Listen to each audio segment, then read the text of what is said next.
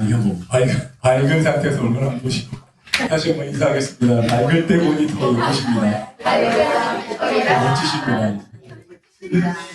네, 강의 하나님 나라의 비밀 함께 나눌게요. 오늘 강의 하나님 나라에 대해서 함께 좀 배우고 함께 깊어지지 않은 시간 가지면 좋겠어요. 이번 셀리더 모임의 주제가 셀리더의 깊이가 베델 공동체의 힘입니다. 네, 한번 따라오시죠. 셀리더의 깊이가 베델 공동체의 힘입니다. 어떤 공동체든 리더 이상으로 나갈 수 없죠. 가정도 마찬가지입니다. 엄마 아빠의 영성과 신앙만큼 아이들이 따라오는 거고요. 교회도 마찬가지고, 여기서 담임 목사를 공부 많이 시키셔야 합니다. 책 보십시오. 목사님 세미나 다녀오세요. 컨퍼런스 다녀오세요. 배우게 가셔야 되고, 제가 성장하는 만큼, 제가 은혜를 많이 충만한 만큼 흘려보낼 수 있고, 여러분이 성장하고 여러분이 은혜가 충만한 만큼 세론들을 이끌 수 있고요. 그런 만큼 하나님 나라의 열매가 그 세란의 교회 안에 나타납니다. 리더가 된다는 건 사실은 쉬운 일이 아니죠. 리더가 된다는 거는 짐을 진다는 거예요. 구레네 시몬이 예수님의 십자가 억지로 진 것처럼 짐을 진다는 거예요. 그 교회에 지금 모든 사람들을 나눠서, 리더들이 나눠서 그들을 짊어지고 함께 가는 거고요. 그래서 리더들이 귀하고 리더들이 너무 소중하고 하나님의 정말 친밀한 동역자들입니다. 리더들을 통해서 하나님이 일하시죠. 충성된 사람들을 통해서 하나님 언제나 일하시고 열매가 나타나게 했어요. 이렇게 너무 항상 감사하고 너무나 귀하시고 항상 축복하며 기도합니다. 섬기는 이들에게 주신 하나님의 은혜가 여러분 가운데 있게 되기를 간절히 소망합니다. 예수님의 가르침의 주제를 우리는 보통 구원이라고 생각하지만 강의 한번 보시면서 한번 이렇게 메모하십시오. 공부하십시오. 열심히 공부하십시오. 열심히 배워서 듣고 듣다 보면 내 마음에 새겨지고 남거든요. 열심히 공부하셔야 돼요. 예수님의 가르침의 핵심을 우리는 구원이라고 생각하죠. 구원이 맞지만 사실은 진짜 들어가 보면 하나님 나라였어요. 구원은 하나님 나라가 이루어질 때 발생하는 일이에요. 하나님 나라가 하나님의 통치가 임할 때, 그러니까 사단이 다스리고 통치하던 한 인생의, 한 가정의, 한 도시와 나라, 민족과 북한 땅에 그 악한 정권들이 내려앉고 하나님이 다스리기 시작할 때 나타나는 열매 가운데 하나가 구원이고, 회복이고, 치유이고, 예배이고, 이렇게 선교이고, 이렇게 나타나는 거죠. 구원이 너무너무 중요하지만 진짜 예수님의 핵심 메시지는 하나님 나라였습니다. 맨 위에 말씀 볼게요. 누가복음 4장 예수께서 함께 읽겠습니다. 시작. 예수께서 이르시되 내가 가는 군대들에서도 하나님의 나라 복음을 전파하였으니 나는 이를 위하여 보내심을 받았노라. 예수님 말씀 계속 마가복음 1장의 그 밑에 1번 밑에 보면 때가 찼고 하나님 나라가 가까웠다. 그리고 부활하신 예수님의 사도행전 1장에 보면 하나님 나라의 일을 말씀하셨고요. 주기도문에 어떻게 돼요? 나라가 임하시오며. 나라, 하나님 나라 통치가 돼요. 아주 단순하게 오늘 강의 전체를 그냥 큰 그림으로 한번 바라보시면요. 그냥 어떤 나라와 어떤 가정이나 어떤 개인의 악한 권세가 다스리고 있는 거예요. 북한 땅을 떠올리면 제일 쉽죠. 북한 땅을 다스리는 정말 악한 권력자가 있는 거예요. 우리 김정은 죽었을 때, 와, 북한이 무너지나 보다, 열리나 보다 했었어요. 근데 김정일이 죽었을 때, 일성이, 정일이, 정은이 이렇게 되나요? 네. 김정일이 죽었을 때 이제 무너지나 보다. 북한 땅이. 드디어 열리나 보다 했는데 18살이었나요? 김정은이 그때. 그렇게 어린 친구를 독재자로 그렇게 잘 훈련시키고 준비시켜놨을지 누가 알았겠습니까? 우리 다 불안하게, 다 세계 정세에서 저 젊은 지도자가 독재를 어떻게 할 수 있을까 했는데 너무너무 무섭게 해요. 고모부 숙청 있죠? 숙청을 어떻게 하냐면 세워놓고 사람들 앞에서 기관총으로 쏴버립니다. 두려우니까 막 굴복하기 시작합니다. 그런 땅을 상상해 보십시오. 제일 좋은 사례죠.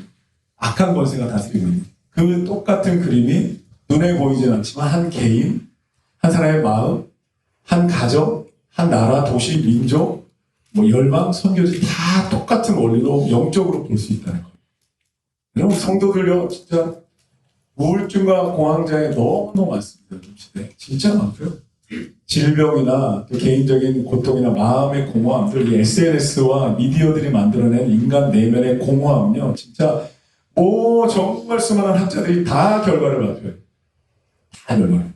사람과 사람을 만나서 지지고 볶고 살던 시대와 사람을 만나지 않고 이 화면으로 자신의 스트레스를 풀면서 오히려 더 인간의 뇌와 마음이 망가져가는, 심각하게 망가져가는 시대로 어린아이부터 점점 더 심해집니다. 아이들의 그 내면의 소아 우울증, ADHD 정말 심해지고. 그럼 그래서 사단의 전략이라고. 이 시대의 적그리스도는 스마트폰입니다. 적그리스도 하나씩 다 가지고 오셨어요. 제출하고 우리가 사단을 밟고 기도할까요? 그런 시대 가운데 우리는 하나님의 나라가 임하도록 분투하는 기도드리고, 하나님 나라가 임할 때 한 사람의 인생과 가정이, 도시들이 어떻게 변화되는지 우리는 아는 사람들이죠. 맞습니까? 아멘. 우리 그것을 경험한 셈. 그걸 구원이라고 표현하지만요, 실제로 구원보다 하나님의 통치, 나라는 통치입니다. 하나님 나라 통치가 임한다. 이번에 신약 성경에는 구원보다 하나님 나라 이야기가 압도적으로 많이 나옵니다. 구원이라는 단어보다 하나님 나라, 천국, 하나님의 통치가 나온다는 거예요. 그래서 구원이란 말은 잘못 생각하면 죽어서 가는 천국만 떠올리게 쉬워요. 저 넓은 우주에 천국을 짓고서 주 믿는 자들 오라라네. 이런 찬양처럼. 우리 죄 많은 이 세상은 내 집안이네. 저 천국 없으니. 이렇게 떠올리기 쉽지만 하나님 나라를 딱 배우는 순간 하나님 나라는 지금 여기에 하나님의 통치가 임한다는 거예요. 할렐루야. 하나님 통치가 임한다. 하나님이 다스려 주셔야 된다. 하나님이 다스리시는 가정 개인 되어야 된다. 이 고백과 이 선포와 이 비전이 우리에게 나오게 되는 거죠. 그래서 예수님이 가르치는 주기도문도 나라가 임하시오. 또 다른 정말 우리가 눈에 딱 띄게 나오는 사례는 일제 식민지 36년이 끝나고 일제가 제국주의가 떠나고 우리나라가 해방되는 그 순간인 거죠. 누구도 상상 못했던 그날이 미국이 원자폭탄을 나가사키와 히로시마에 떨어뜨리면서 일본이 완전히 퇴망하면서 우리나라를 다스리고 있던 일본이라는 불법적이고 악하고, 여러분 우리 조상들이 얼마나 괴로움 당했어요. 지금도 여러분 그런 영화들이 만들어지고 있잖아요. 고문당하고 독립군을 활동하는 영화들이 만들어지잖아요.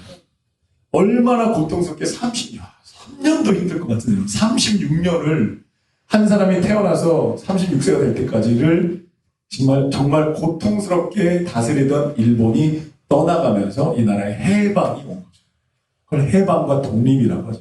똑같은 원리로 우리가 바라봐야 된다. 자, 하나님 나라가 어떻게 시작되는지 한번 성경을 추적해 볼게요. 3번에 보면 하나님이 아담을 창조하시고, 여러분 신학입니다. 우리 새해도 컨퍼런스에 나왔죠. 열심히 엠마오에서 들으십시오. 신학을 배우는 겁니다.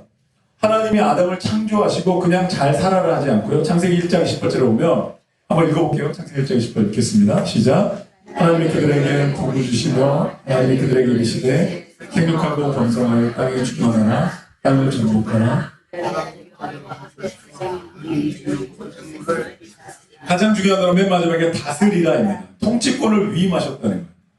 하나님이 자신의 형상대로 아담과 하와를 창조하신 다음에 너희가 이제부터 다스려라고 통치권을 주셨다는 거예요. 가장 통치권을 행사했던 첫 장면이 아담이 이름을 짓는 거였어요. 동물들.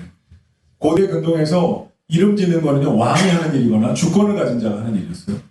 통치권을 가지고 다스리라고 했습니다. 그런데 뱀으로 나타난 4번에 갈게요.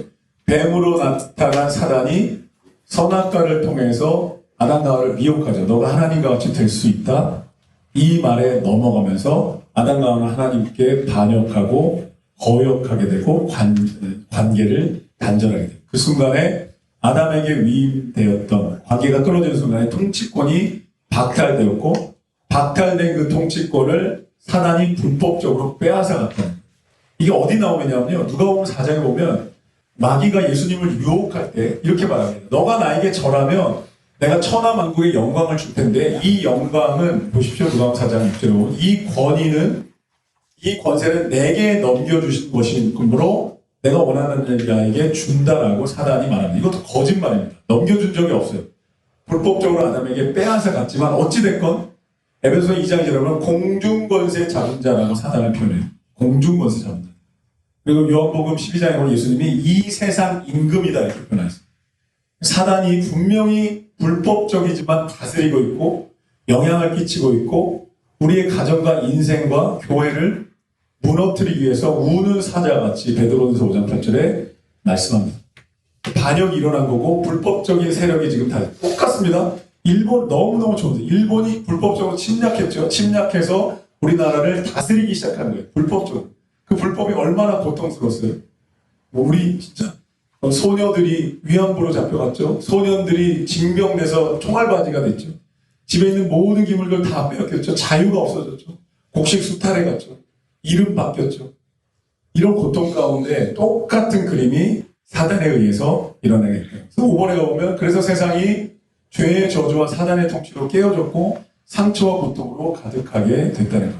그래서 죄의 본질이 영적인 것이라는 것을 우리 영적인 눈으로 볼 수 있어야 됩니다. 눈에 보이는 것이 아무리 불행스럽고 고통스럽고 사회 구조와 나라들의 악일지라도 그 밑에 한 개인과 가정 밑에 사단이 그 밑에서 영적으로 하나님과 우리를 분리시킨다는 것을 볼 수 있어야 되고 그 영적인 싸움, 영적 전쟁이라는 신학이 여러분 나오게 됩니다. 깨어진 세상 가운데 그래서 인간 내면에는 불안이, 사회에는 억압과 전쟁이, 자연계에는 파괴가 일어나는 총체적인 피조 세계가 아픔을 당하는 것. 로마서 8장에 보면 피조물이 탄식하고 고통당하고 있다. 모든 세계가 그렇다. 독재자가 폭군이 다스리는 나라에 얼마나 고통스럽습니까? 우리 민족도 경험을 해봤고 가정도 마찬가지고요. 교회도 마찬가지죠. 교회에서 고통스럽게 하는 목회자들도 그렇게 잘못될 수 있고 가정도 마찬가지죠. 가정이나 가장이 잘못됐을 경우에 가족들이 고통당하는 것도 너무너무 많이 있잖아요. 나라도 마찬가지죠. 그런 세상에 우리 살아간다. 그래서 6번에 보면 하나님을 반역한 세상은 심판과 죽음을 향해 달려가고 있다. 이게 성경의 명확한 결론입니다. 심판을 향해 나가고 있다. 하나님은 공의로우시기 때문에 그렇게 심판을 향해 달려가는 세상 그대로 두지 않는다. 파멸을 향해 가고 있다. 히브리서 9장 27절 읽어볼게요. 시작. 한 번 죽는 것은 사람에게 정해진 것이고 그에는 심판이 있습니다. 아멘. 아멘. 하나님의 심판이 있다. 어떤 사람들이 이렇게 질문합니다. 하나님이 없어도 저는 지금 잘 살고 있습니다. 하나님 없는 세상 이 지옥이라면 저 두렵지 않습니다. 이렇게 말하는 사람들이 있습니다. 근데 그분들이 오해하고 있는 게 뭐냐면 지금이 하나님이 없는 세상이 아니라는 거예요. 하나님이 심판을 유예하신 채로 하나님이 일하고 계신 세상이에요. 할렐루야. 하나님이 역사하고 계시는 세상이에요. 근데 하나님의 주권이 지금 세상 가운데 세상이 이렇게 있다고 치세요. 세상을 다스리는 사단의 권세가 있죠. 그 사단의 권세에 협력하는 죄의 힘이 있죠. 사단의 권세와 죄의 힘을 깨트리기 위해서 하나님이 이 세상을 계속해서 지금 이런 표현이 맞을지 모르겠어요. 침략하고 상륙하고 계속해서 다가서고 계십니다. 근데 이 세 가지 권세의 싸움이 지금 일어나요. 우리도 지금 그런 거 경험하죠. 내 안에 죄성, 사단의 유혹, 하나님의 사랑의 다스림이 계속해서 싸움이 일어납니다. 모든 것을 다 그렇게 볼 수 있어요. 뿌리로 본다면. 그래서 이 싸움 가운데 하나님이 지금 일하고 계시는 건데 하나님 손 떼신 적이 없어요. 근데 하나님 마지막 날에 모든 것을 유예하시고 마지막 날에 심판의 날에는 모든 것을 결판내시면서 심판하시고 그리고 하나님 공의로운 그 죽음을 선언하시고 하나님 손을 딱 떼시는 순간에 그것을 지옥이라고 합니다. 그리고 하나님이 함께 빛으로 임하시는 곳을 천국이라고 합니다. 지금 우리가 사는 세상은요 아직 지옥이 실현된 게 아니에요. 지옥 같은 인생, 지옥 같은 땅들이 있죠. 북한 땅 같은 곳이나 지금 베네수엘라 지금 7.5 강진이 일어나가지고 경제 정치 다 무너진 나라가 지금 또 IT 같은 쓰레미도 의미에서 아이들이 쓰레기를 하루 종일 뒤지면서 살아갑니다. 거기서 유리병에 베입니다. 피가 나고 7월 약이 없어요. 콜마 죽어요. 북한도 그렇죠. 아프리카 땅 땅에 물이 없어서 땅에 있는 그냥 하수를 먹고 병 걸려 죽습니다. 7월 약이 없어요. 그냥 죽어요. 지옥 같은 현실도 우리 세상 곳곳에 있고요. 우리 정말 이 다산에서 이렇게 배대교 신앙생활하는 거 우리는 정말 천국 같은 환경 가운데 있는 건데 근데 대한민국 사람들은 끊임없는 비교에 시달려서 SNS와 상대적 박탈감과 비교에 시달려 스스로 천국을 걷어차며 살아요. 나는 부족하다. 나는 연약하다. 나는 여전히 부족하고 나는 가난하다. 이런 생각이 사로잡혀 사랑하는 사람들 너무너무 많습니다. 그래서 감사하는 법을 배워야 되고 자족하는 법을 배워야 되고 비교라는 바보들의 행위를 멈춰야 되는 거죠. 이게 여러분 천국이에요. 이런 세상에 우리가 살아갑니다. 마치 브레이크가 고장난 차가 달리는 것 같습니다. 7번에요. 예수님이 사단에게 빼앗긴 통치권을 되찾고 하나님 나라를 회복하기 위해 오셨다는 거예요. 할렐루야. 하나님의 통치권을 되찾는 거예요. 그래서 구원이라고 하면 한 개인만 생각하게 되는데요. 통치권이라고 하면 가정, 도시, 열방, 북한 땅, 세계 끝까지 하나님이 다스리시는 하나님의 나라, 에덴 동산이 회복되는 역사를 시작하기 위해 오셨다는 거예요. 밑에 요한일서 3장 8절 읽어볼게요. 다 같이 시작.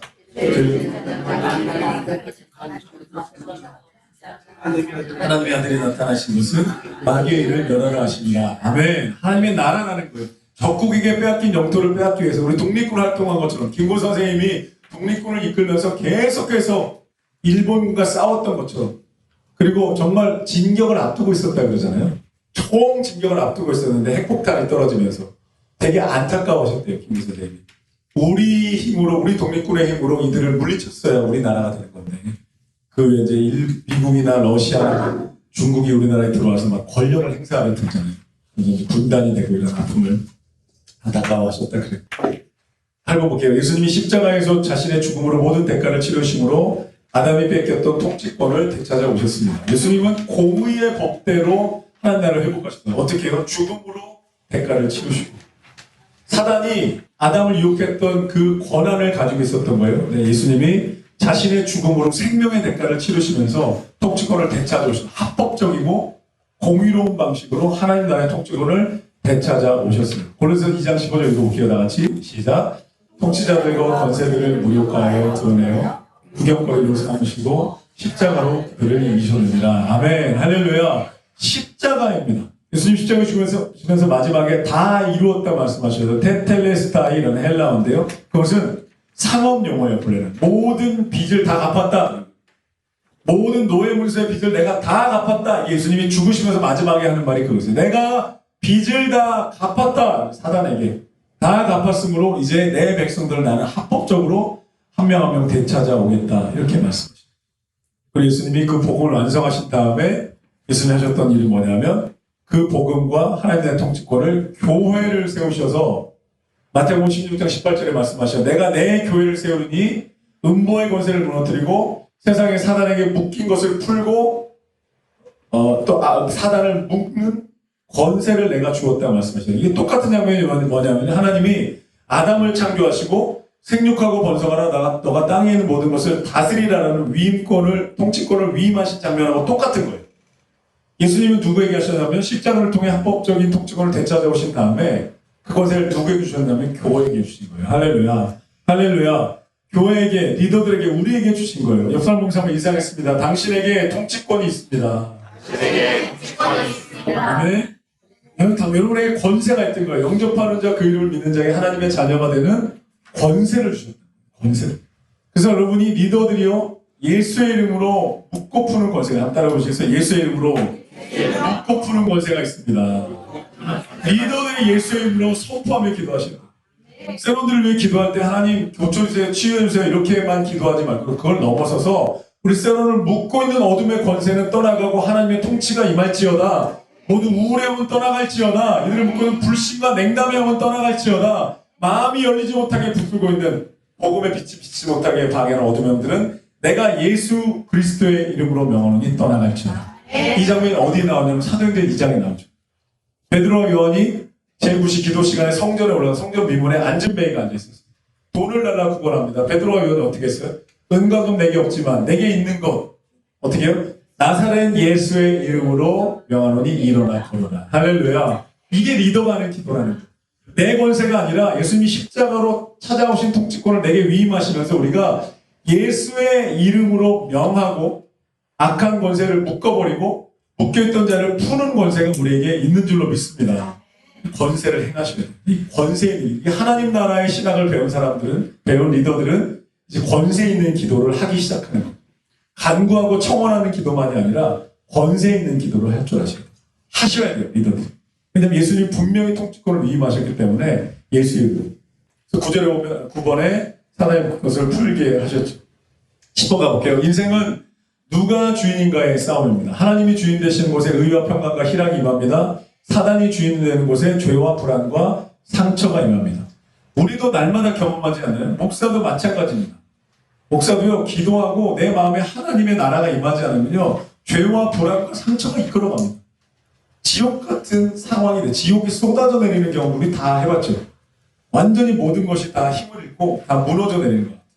근데 하나님의 은혜가 임하기 시작하고 하나님의 임재 가운데, 예배 가운데, 기도 가운데 나아갔을 때 하나님이 나를 다스리시면서 알 수 없는 평강과 내 안에 있지 않던 용기와 담대함과 하나님의 비전과 뜨거운 마음들이 일어나기 시작하면서 그 전에 악한 권세들이 힘을 잃기 시작하는, 할렐루야.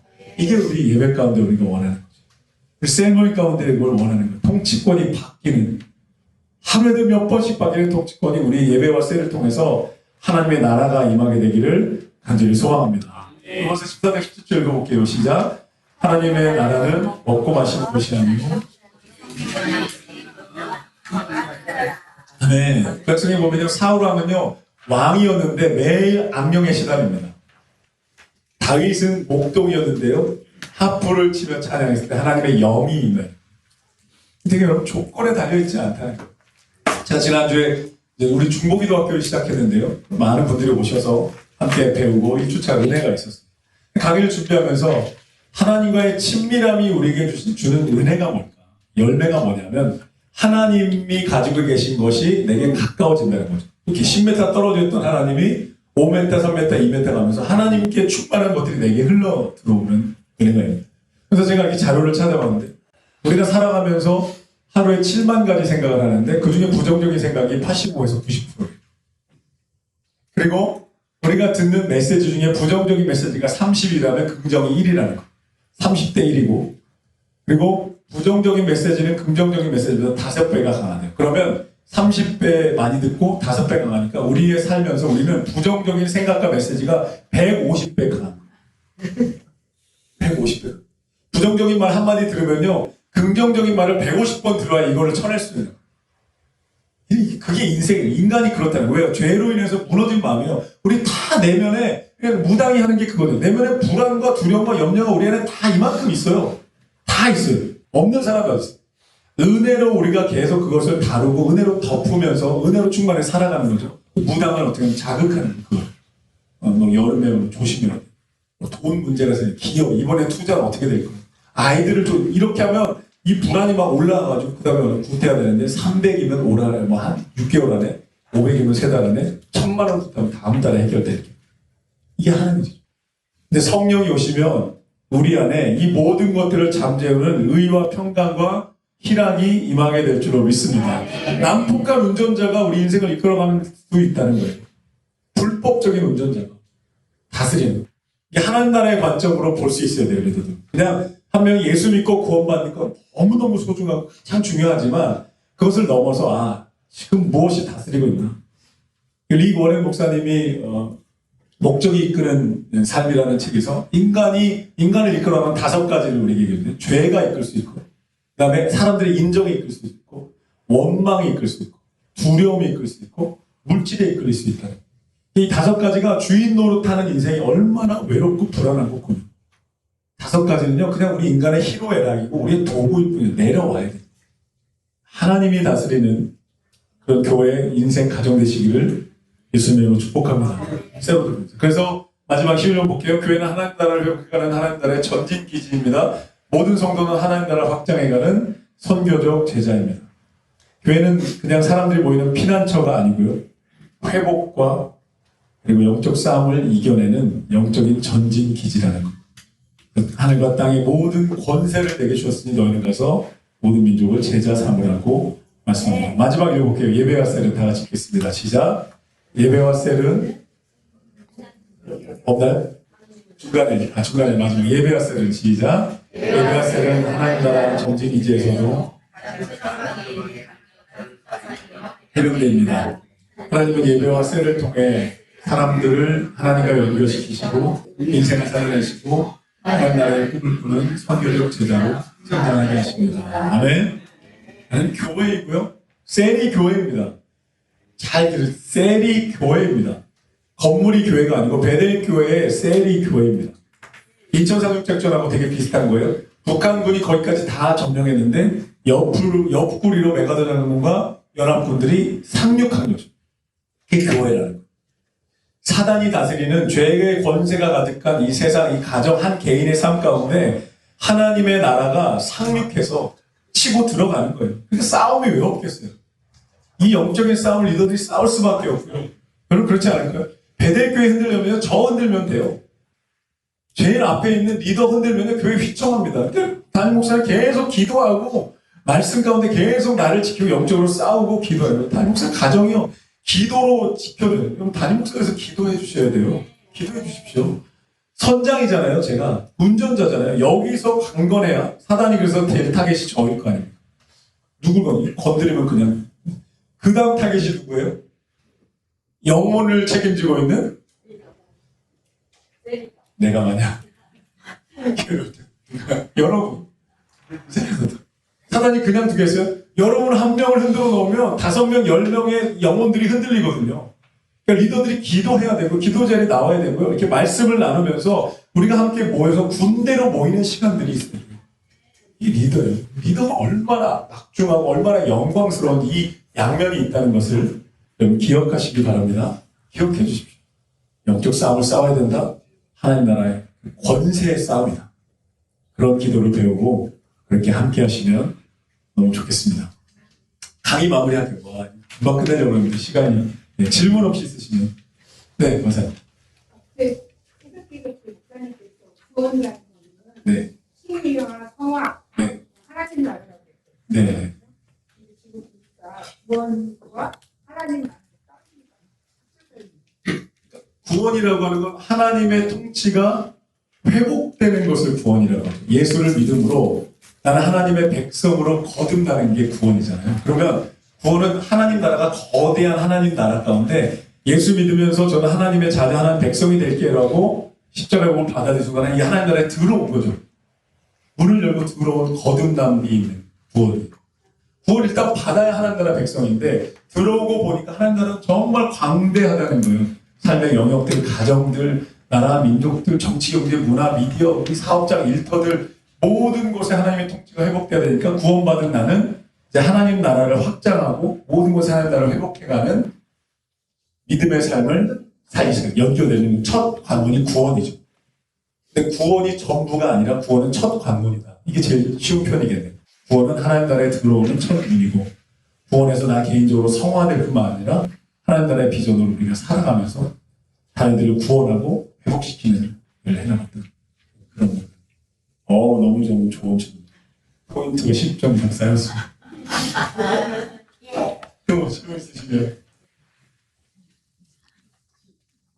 없으시면 한 우리 15분 정도 나눔 질문 가지고 나눔하시고 그 다음에 마지막 우리 셀 방향 좀 나누고 기도하는 시간 15분 정도 나눌게요.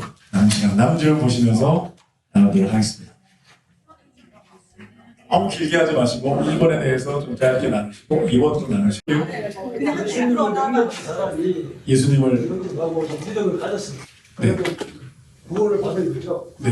받은 사람이 도중에 다른 이유로 교를 바꿨어요.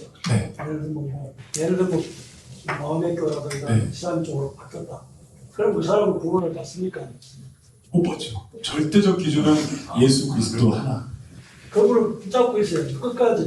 그래야만 구원받는 거예요. 제가 믿음이 바뀌면 안 됩니다. 이제 이거는 이스라엘로 이제 가서 이런 질문 또 하신 건데 그 전에 어떤 말씀을 하셨냐면 예수님을 믿었어요. 구원을 받았어요. 그런데 예수님을 잠깐 떠났어요. 안 믿는 사람처럼 그냥 그렇게 살았어요. 이 사람도 구원을 받느냐 못 받느냐라는 질문을 하셨어요. 이게 질문이 어떤 게 지금 떠오르냐면 그러니까 스스로 세상을 극단적 선택을 해서 떠나시는 분들이 있잖아요.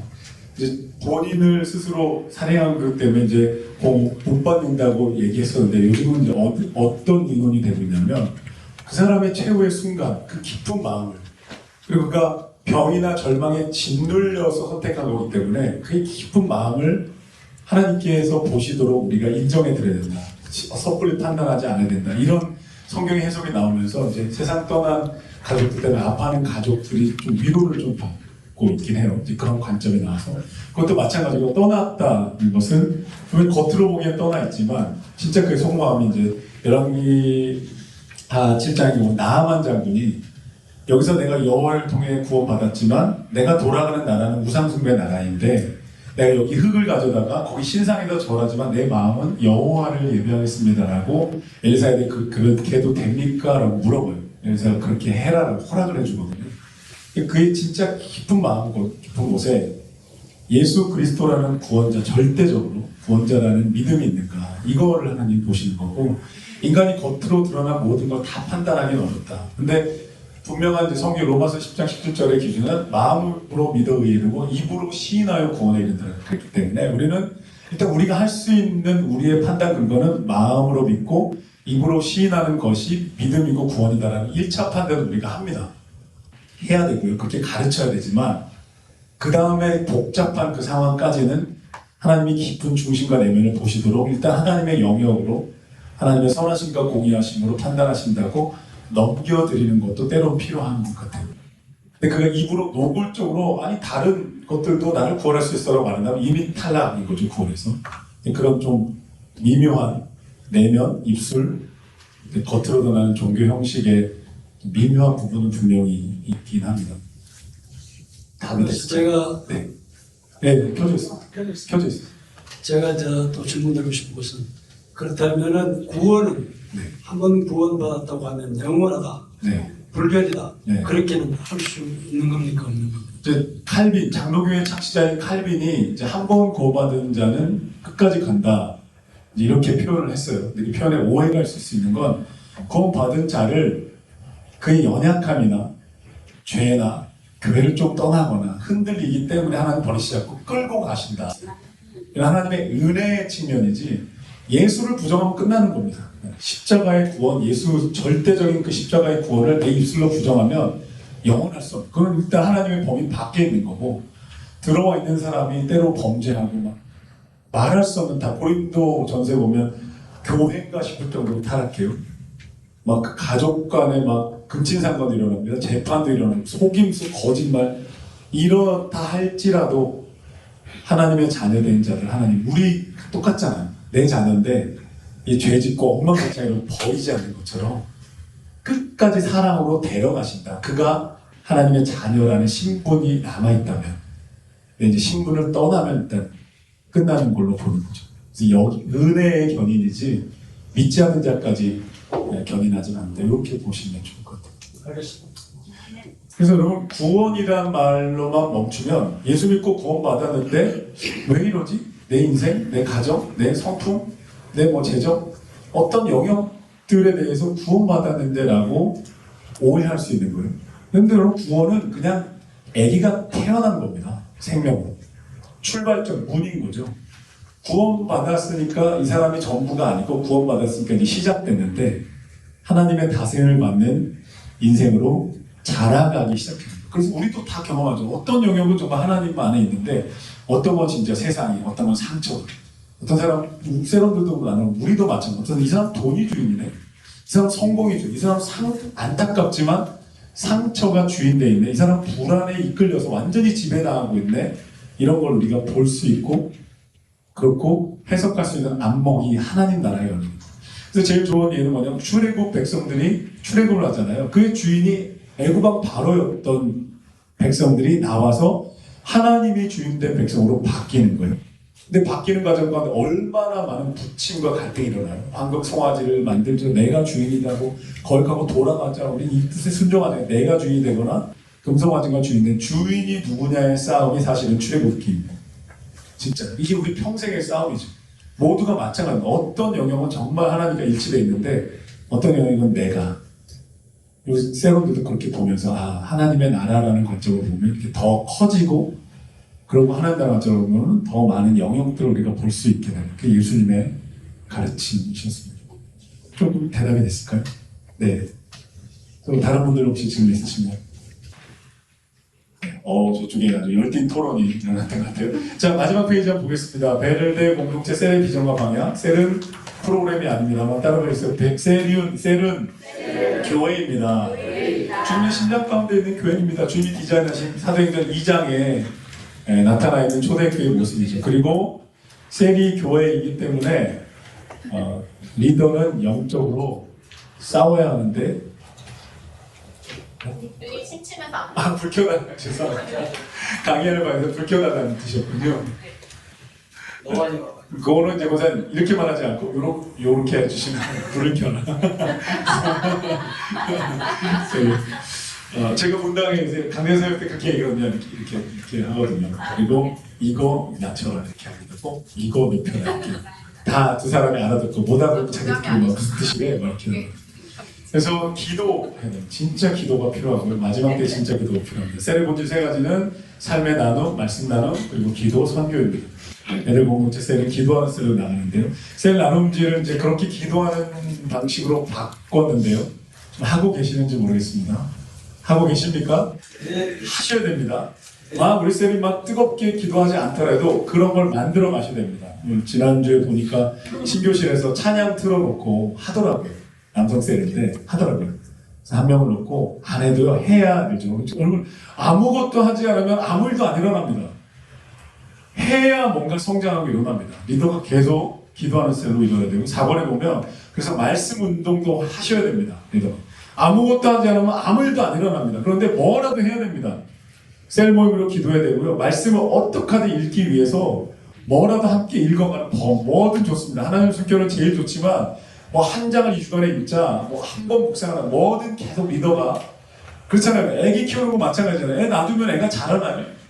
끊임없이 먹이고 쫓아가면서 입히고 가르치잖아요. 똑같이 세런들도 뭔가를 하셔야 됩니다. 기도와 말씀으로. 자, 5번에 월간 휴강은 매월 마지막 주인데요. 마지막 주 휴강하고 계시는 셀들 있으신가요? 없어요? 하고 있어요. 네. 한 달에 두 번. 원래 2번이니까 상관없고 네. 매월 마지막 주 휴강하는 거는 셀 리더 재량에 맡기는 걸로 한번 해볼게요.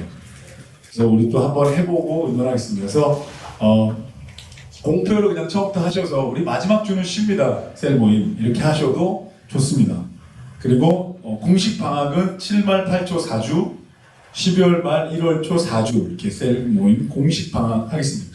목사님 저희는 죽어도 셀 모임 해야 됩니다. 여름이건 겨울 눈이 오나 비가 오나 하겠습니다. 그래도 참아주십시오. 방학하셔야 됩니다. 10월 말에 뭘 줄까요? 하나 있지. 7말 8초 그럼 4주. 그럼 안 돼. 4주가 안 돼. 4주가 안 돼. 10월 말에 4주. 죄송합니다. 굉장히 국어에 진지하십니다. 7월 중순부터 2주, 8월 초순 2주. 좀 이렇게 뭐라 그러죠? 뭘 얘기해도 이렇게 알아들으라고 굉장히 엄격한 음악하신 분인 줄 알았는데 국어를 굉장히 하시는 알겠죠? 저만 7월 궁금했어요. 7월 마지막 2주, 8월 초 2주, 4주, 12월 마지막 2주, 1월 마지막 2주, 4주 방학하겠습니다. 이거는 목사님 저희는 진짜 셀모이 안 하면 저는 정말 입에 혀에 가시가 돋칠 것 같아요. 이런 리더들 계시더라도 이거는 해주십시오. 하는 게 좋습니다. 장기적으로. 리더에게도 좋고 셀러들도 좋고 뭐 카톡은 계속 주고받겠지만 쉬셔야 돼요. 리더들 쉬어야 되고 한 달에 한 번 쉬는 것도 재량껏 하시면 좋겠습니다. 쉬면서 셀모이 귀하게 계시고 하반기 목회 계획은 베델 아카데미 성서학당 이름은 좀 고민 중인데요. 이제 1, 3부 예배가 좀 정착이 되고 조금 이제 자리가 잡히면 하반기에는 오후에 이제 성서학당을 다양하게 뭐 5주 하고 3주 쉬고 4주 하고 2주 쉬고 이렇게 학기 방학으로 다양한 프로그램을 돌리고 여러분 기도 부탁하는 것은 내년부터는 우리 교회만의 양육 체계가 만들어져야 합니다. 계속 기도하고 있고 계속 하나님께 지혜를 구하고 있는데 어떻게 되냐면 리더들 여러분 한번 메모해 주고 기도해 주세요. 어떤 컨셉이냐면 정말 세상의 불신자가 관심도 없던 사람이 초대를 받아서 들어와서 기독교를 입문할 수 있는 부담 없는 분위기 속에서 이런 걸 우리가 믿는 거예요 라고 배워볼 수 있는 입문 단계가 필요합니다. 그 과정에서 좋네요. 제가 기독교 신앙을 가지고 한번 성장해보고 싶어서 기초반이 그 다음에 있어야 되고요. 기초를 이수한 사람들이 성장하고 싶은 사실 작년 1년에 남성제자분 그렇게 했거든요. 성장하는 반이 있어야 되고 성장한 이들이 리더로서는 이 4단계의 베델교회 시그니처 양육체계가 만들어져야 됩니다. 입문, 기초, 성장, 리더. 제가 기도하고 있고 7주 단위로 하면 좋겠다. 남성제자반 했던 분들의 피드백을 해보니까 10주는 길고 7주에서 4기 정도면 좋겠다. 기도해서 그렇게 한번 만들려고 기도 중에 있고요. 이게 만들어져야 되고 만들어지면 제가 기존에 제작을 했던 분들은 면제 자유롭게 해드리고 리더나 하시는 분들 사실 다 하면 좋겠다는 생각이 들어요. 앞으로 이거 세워줘야 될 텐데 그래서 다시 고민해 보겠습니다. 그래서 함께 그렇게 할 수 있도록 해주시고 임직선거 이제 가을 되면 당에서 임직선거 기준 만들어서 공동회의 허락받고 선거관리위원회 만들고 안수집사 권사 선출하는 선거하고 교육 활주를 하게 될 겁니다. 이게 중요한 하반기 목회 계획이 될 것 같아요. 네, 혹시 질문이나 또 셀에 대해서 질문이나 셀 방향이나 이런 질문 있으시면 어떤 것도 좋습니다. 네, 장로님.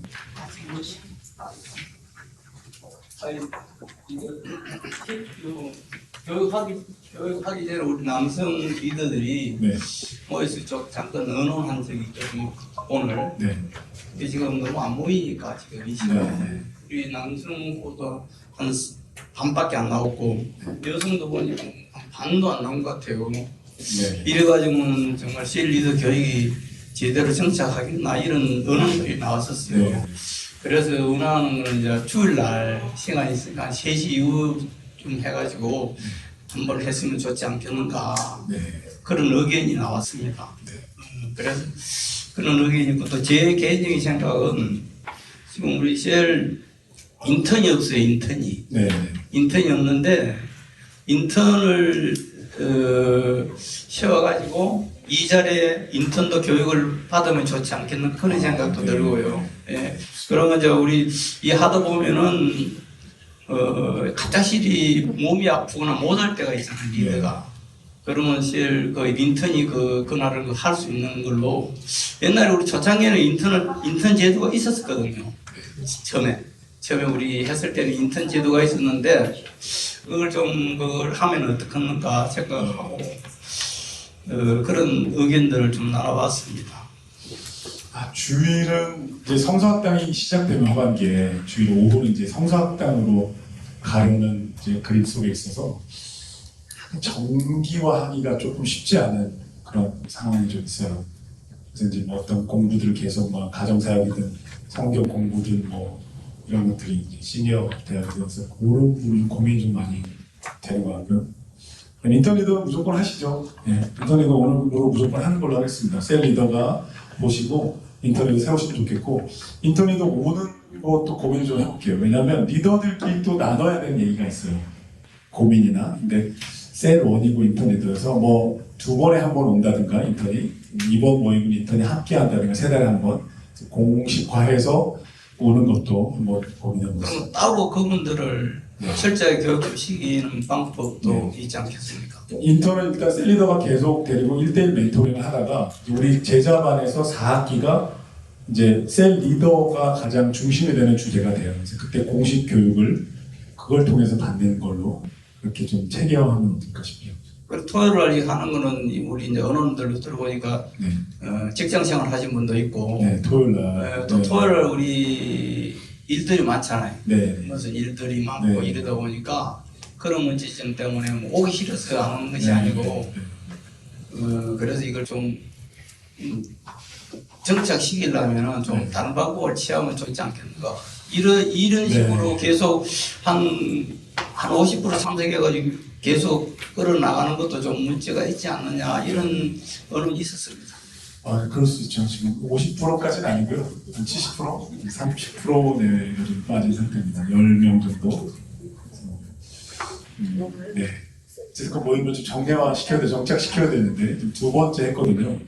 이런 거는 좀 고민이 좀 되는 것 같아요. 네. 또 질문. 네. 다음 달 공지하겠습니다. 네. 다음 셀에 캠프가 있어서 7월 어떻게 할지 고민. 7월 우리 셀리더 모임도 방학할까요? 7월은 다들 여름이고 그러니까 공지하겠습니다.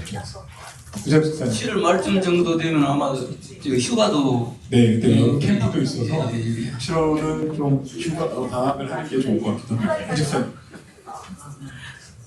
저는 사실 뜬금없이 성서학당이 언제 시작되는지 궁금해가지고 성서학당 계획해 볼게요. 일단 여름이든 하고 선생님이 이제 9월 정도 시작될 것 같아요. 8월 지났고 8월 말이나. 네, 또 질문 있으시면. 그러면 네. 오늘 대로 화요일하고 토요일 날 해서 화요일 50분이고 네. 여성은 그게 가능한데 이제 남성들은 또 화요일 날 안 되니까 이게 이제 여성은 화요일 오전, 토요일 오전하고 토요일 오전 또 못 오는 남성들이 있어요. 그래서 이거를 또 몇 회를 만들면 제가 이제 목소리랑 체력을 갑니다.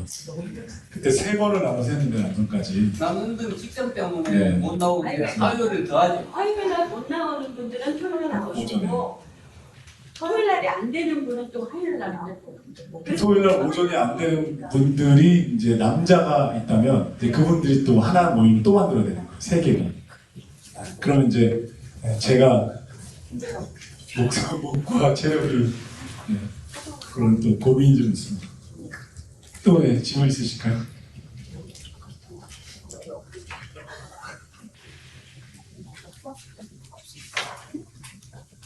없어요. 네, 우리 기도 한번 마치도록 하죠. 우리 찬양 들어주시면 함께 기도 조명으로 다시 바꿔드립니다. 이상형 조명 담당 교수. 네.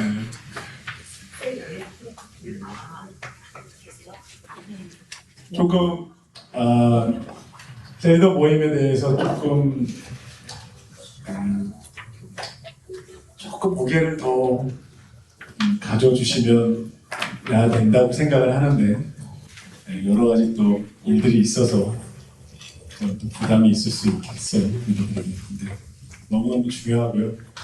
아무것도 아닌 것 같아도 이 모임이 리더들에게 스며듭니다. 그리고 이런 배움과 기도가 스며들고 리더로서 나를 성장시키고 강하게 만들거든요. 은혜를 내 안에 채우는 시간이고 이게 정말 중요하고 귀중한 시간입니다. 여러분 한번 인사하시죠. 당신과 나눔했더니 참 좋습니다. 네, 당신은 강력한 셀리더입니다. 네, 샵심에서 함께 통성으로 기도할게요. 하나님, 우리에게 맡겨주신 사명 잘 감당하게 하여 주시옵소서. 우리에게 맡겨주신 영혼들 잘 목양하게 하여 주시옵소서. 내가 먼저 성령 충만하게 하여 주시고, 내가 먼저 하나님 말씀 위에 서게 하시고, 내가 먼저 예배에 성공하게 하여 주시고, 내가 먼저 하나님 마음과 하나님 나라의 비전으로 뜨거워지게 하여 주시옵소서. 주님을 함부르고 나 자신을 위해서, 셀리더인 나 자신의 강건함을 위해서 기도하겠습니다.